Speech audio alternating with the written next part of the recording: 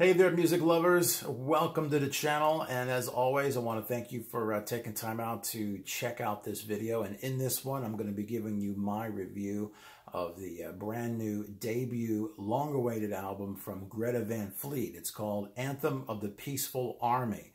And the album came out last week. And I've given it a number of listens. I wanted to make sure I was as fair as possible with giving you my assessment of it. The album so far has been performing very, very well. I think it's going to be a top 5 debut on Billboard. I think in terms of just pure sales, it's actually the #1 album of the week. But when you take into consideration other things like streaming and single sales, that's a different kind of assessment. I think that the Lady Gaga album, Star is Born, the soundtrack, that's still going to be, I think, the third week at #1. But Greta Van Fleet definitely, I think, has the strongest selling album just in pure sales. That says a lot. You know, they probably moved about 75 or so thousand units in its first week. And it's pretty much what I anticipated because there's just been so much anticipation for this album. And we've been getting a teaser for this throughout the whole summer. The first time we ever heard anything from this album was back in July. You may recall we got When the Curtain Falls. And, you know, when I first heard this song, I thought, you know, it sounded pretty cool. It was an upbeat song, had some pretty good licks in it, but I found myself not really caring much after I heard it a few times. It was kind of like, all right, well, so what? You know, and there was just something about it that didn't really draw me back to it. Like I didn't really care for it after I was done listening to it. And we've since gotten more songs from it. We got a couple more. We got the song called Watching Over, and then we got Lover Leaver. And I thought those songs actually were really, really good. And so I was like, you know, these songs actually, unlike When the Curtain Falls, I actually feel like there's a lot of meat on the bone. Like there were a lot of nuances, a lot of great guitar parts, the way that the songs were structured and built and layered and all that. I thought that, wow, these songs have a lot of promise. And if the rest of the album's like this, then we may be in for a really strong album here. And, you know, one of the things that's kind of interesting from when I grew up is that, you know, when I was a kid, you know, back in the 80s or so, you usually got one song off of an album before it came out. You know, you got the lead single, and it usually came out maybe a month before the album came out, maybe a couple of weeks even. Maybe, if you were lucky, there was another song that you heard. You know, maybe the top 40 stations had the lead single, but maybe the album rock stations had another song. So that maybe when you got the album, you already heard a couple of songs, and when you got it, you know, it was such a revelation. With this album, you know, they released, you know, When the Curtain Falls back in July, many, many months in advance. Then they put out those two that I just mentioned. Then, like the week the album came out, they put out another couple. So we had like half the album, because the album's only got 10 songs. And so we heard half the album before it came out. So it's like when you get the album, you've already heard half of it, and so you're kind of hanging on to the second half to really, you know, hopefully there's more there that sounds really, really good. And so when I first heard this album, I was a bit let down by the rest of the album. I just felt like the best tracks were already released. All right, so let's go through this album track by track, all right? Opens up with a song called Age of Man, and when I first saw that it was like over 6 minutes long, I thought, wow, this is going to be an epic. It's going to have multi-movement. It's going to be a real exciting kind of song, and, you know, while it is definitely an epic song, it has that kind of a feel to it, it doesn't really rock. It's kind of a slow burner. It doesn't really go any place in particular.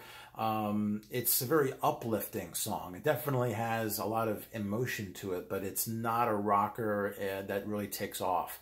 And so I found myself thinking it was kind of interesting, but kind of a forgettable song. I really didn't care to go back to it a whole lot over this past week. It doesn't really jump out at me as being a real strong song.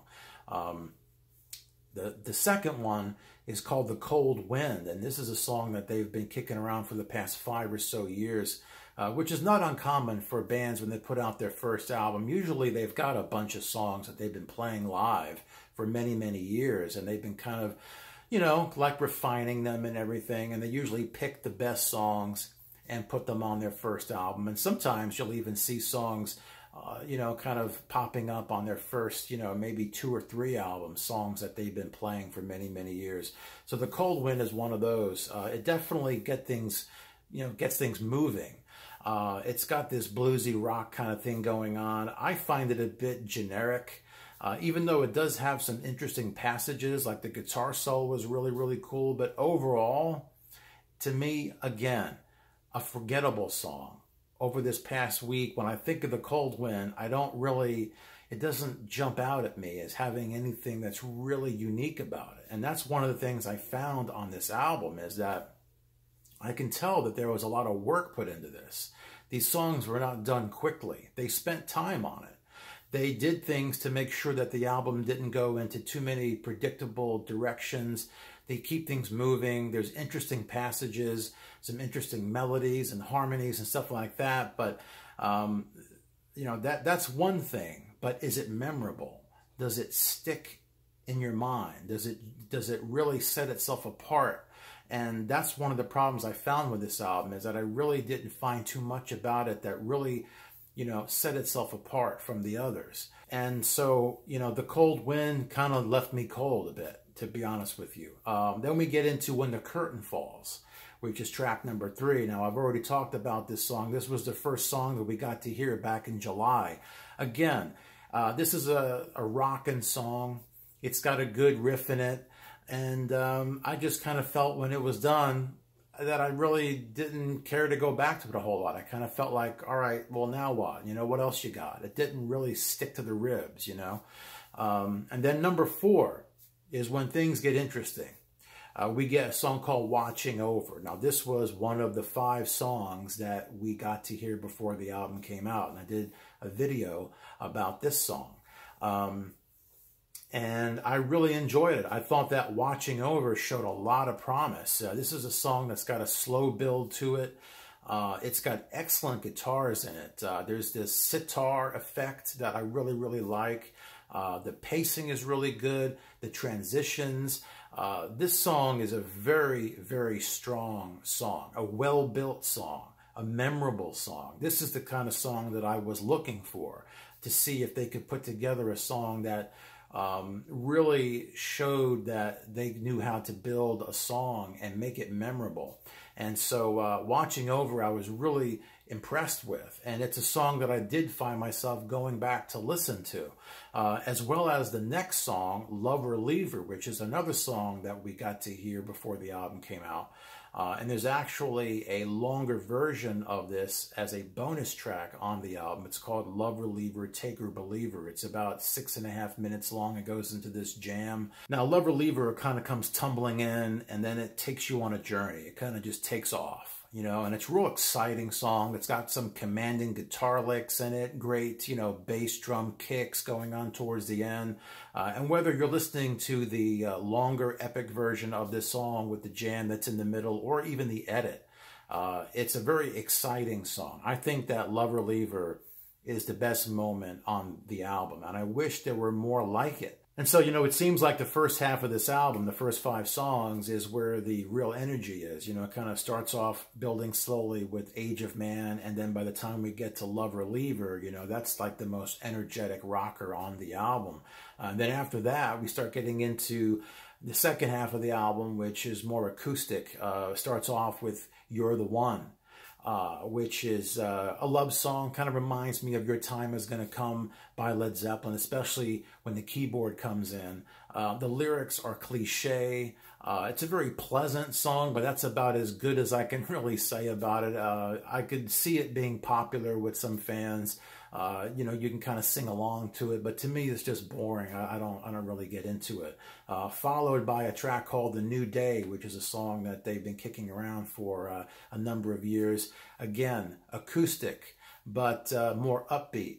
But it doesn't really do much for me. To me, there's just nothing there that I really, really care about. After that, they do this song called Mountain of the Sun, track number 8. It's got some cool slide guitar going on, but it's just this bluesy kind of generic thing that I really just don't find much there that's really interesting. And then after that, Brave New World, which sounds to me like Neil Young and Crazy Horse meets Robert Plant. Like if Robert Plant sang with Crazy Horse, that's what this would be like. You know, it's, again, it's got some pretty good guitar licks in it. There's some interesting passages, but it doesn't really do much for me. It just kind of seems like it goes nowhere, and I don't really care a whole lot for it. And if you're hoping that this is leading to this great big blowout to end the album, then you're mistaken, because we get to track number 10, the final song, Anthem. It's this campfire sing-along kind of acoustic track that, you know, it's really been, from what I understand, it's based on a poem that the singer Josh wrote. And, you know, I was hoping the album would end with a bang, but it sounds like it ends with a bong. Like this is the kind of song you sit around a campfire, you pass the bong around. And all right, so, you know, looking at this album as a whole, I think that there's a lot of attention paid to detail here. You know, they definitely took a lot of care into crafting the melodies and even the vocals and the guitar licks. Jake, who's the guitar player, is definitely the star of this album, I think. He's got lots of great guitar stuff going on throughout. Even though some of it is a bit generic, there definitely are a lot of other passages where he shines, changes up his styles, knows how to accent things. You know, there were times where they could have gone down a predictable path, but they kept things interesting by accenting this and punctuating this, and I really appreciate that. That doesn't always mean that it's going to be memorable and that you're going to come away wanting to hear the song over and over again, but you can definitely tell that there was a lot of care put into this album, and so I definitely appreciate that. You know, Josh and his vocals, I'm still trying to figure him out. I'm not really sure what Josh, you know, who Josh is as a singer as opposed to maybe who he's trying to emulate. You can definitely tell that he's a student of Robert Plant. There's no question about it. There's many times where he just comes across very derivative of Robert Plant.